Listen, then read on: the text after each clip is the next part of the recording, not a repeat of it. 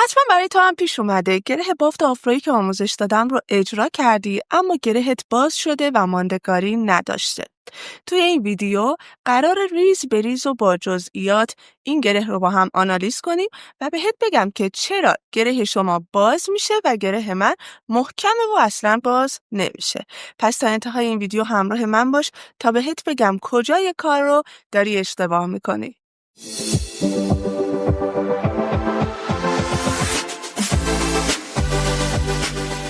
برای اجرای آفروی نچرال و درجه 1 اولین چیزی که اهمیت داره موهاتونه. حالا اینکه موهایی که من استفاده کردم چه ویژگی‌هایی داره و آیا موهای شما هم دقیقاً همین ویژگی‌ها رو داشته خیلی مهمه. خوب به موهای من نگاه کنید. موهای من آمبره دست سازه. پس موهای شما هم یا باید آمبره دستساز باشه یا باید به روشی که گفتم دگرده و روسی شده باشه که من لینک ویدیوی آموزشش رو اینجا میذارم. حتما ببینید اگر ندیدین و حتما موهاتون رو قبل از درست کردن آفرو دگرده بکنید یا ایزی بریدش بکنید. چرا من میگم موهاتون رو باید ایزی برید کرده باشید، دگرده کرده باشید و یا حتی آمبره دستساز کرده باشید؟ به خاطر اینکه دخترها وقتی ما این کار رو روی مو انجام میدیم چند تا ویژگی خیلی خوب و عالی به مو میدیم. اولا حجم بالای موهامون از حجم پایین موهامون بیشتر میشه، پس کاور خیلی خیلی بهتری رو میگیریم. خب شما در هر صورت بعد از اینکه آفروتون تمام بشه باید یک مقدار پایین موهای مشتریتون رو پیتاژ بکنید یا خوردش بکنید که ظاهر طبیعی تری داشته باشه. اما با این کار شما یا اصلا احتیاج به پیتاژ کردن نخواهید داشت و عملا دورریز موهاتون صفر میشه و یا اگر هم مشتریتون دوست نداشته باشه بخواد یه مقدار پیتاژش بکنه یا شما بخواید یه مقدار اون خورده موهای اضافه رو بگیرید یه مقدار خیلی کمی پیتاژ میکنید. پس حالا بریم سراغ گره و نصب آفرو که این کار کاور خیلی بهتری به موهاتون میده. اما مورد دوم، ببینید وقتی شما یک مقدار موهای خورده کوتاه به بالای موهاتون اضافه میکنید که الان مال من این موهای خورده کوتاه تقریبا قدش نصف کل موهامه. ببینید کل موهای من تقریبا 80-90 سانته اما حدودا 40-45 سانتش تقریبا بنفشه و این موها وقتی پوش خورده میشه خیلی راحت تر جمع میشه. پس یکی از مهمترین دلایلی که شما گرهاتون باز میشه اینه که یا آفرویی که خودتون درست کردید رو با موهای کاملا یک دست درست کردید یا آفرو نبات خورده از بیرون تهیه کردید یا حتی اگر آفرو نچرال هم از بیرون تهیه کردید اون آفرو با موهای کاملا یک دست درست شده.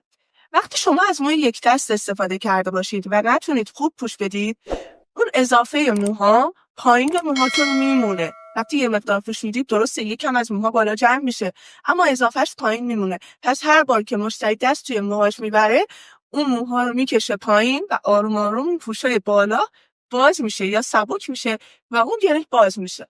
اما وقتی شما از موهای ایزی برید شده یا موهای آمبره استفاده میکنید، آمبره دست ساز، این اتفاق نمیافته. چرا؟ چون این موها خورده، پس وقتی شما پوش هم میدید یک مقدار میره سمت بالا و این قسمت سر مشتری جمع میشه تو 10-15 سانت بالای سرش جمع میشه، با دست کشیدن هم باز نمیشه و خیلی راحت تر هم پوش میدید. کامل موها جمع میشه، یه گره پول میخوره و دیگه باز نمیشه.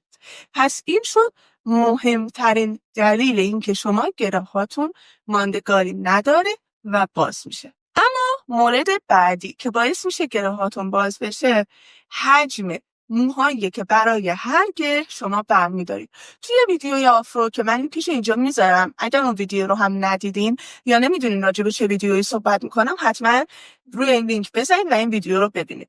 توی اون آموزش من بهتون گفتم که حجم موهایی که برای هر گره برمیدارید بهتره خیلی زیاد نباشه و موقع نصب هم حجم گره‌های من رو دیدید. اما مشکل اینجاست که خیلی ها توی عمل و وقتی میخوام کل سر رو انجام بدن میان پشت سر رو با حجمای خیلی زیاد برمیدارن و یا به خاطر اینکه خسته شدن از انجام زیرساز و کمکی ندارن با حجم زیاد میخوان سریع نصب رو انجام بدن و کار رو تموم بکنن.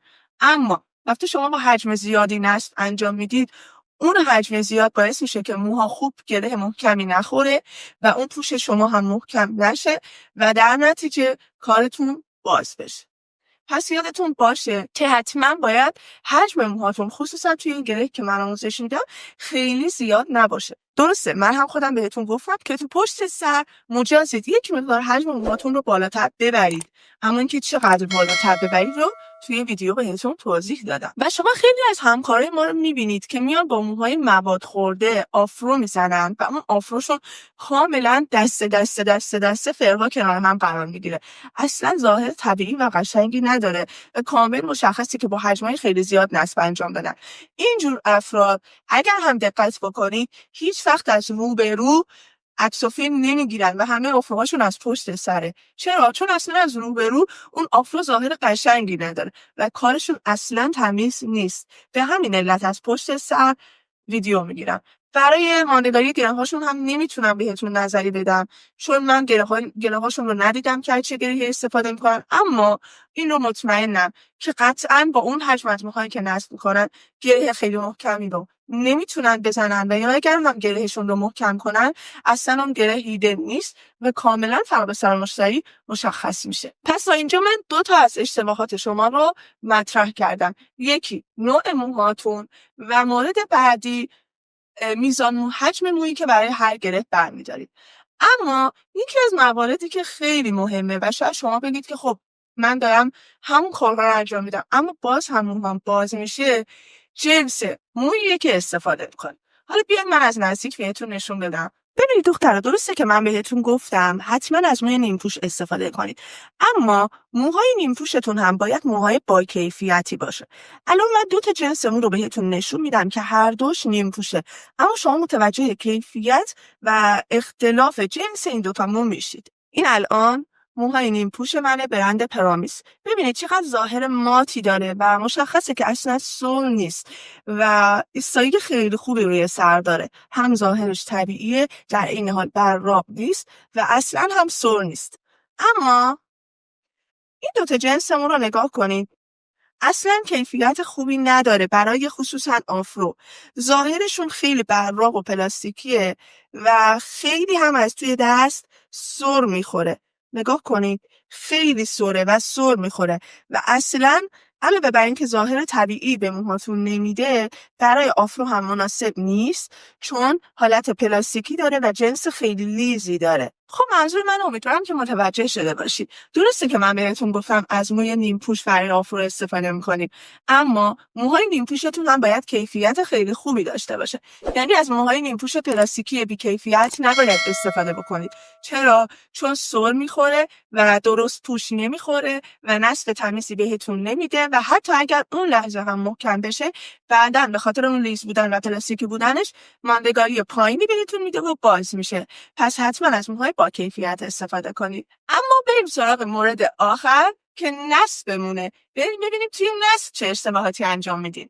خب ببینید من قبلا چون روی سربافت کراس رو بهتون آموزش داده بودم، حالا میخوام یه تیکه از همین کراس هم 1-2 تا گره براتون بزنم که شما فقط گره های آفرو رو ببینید.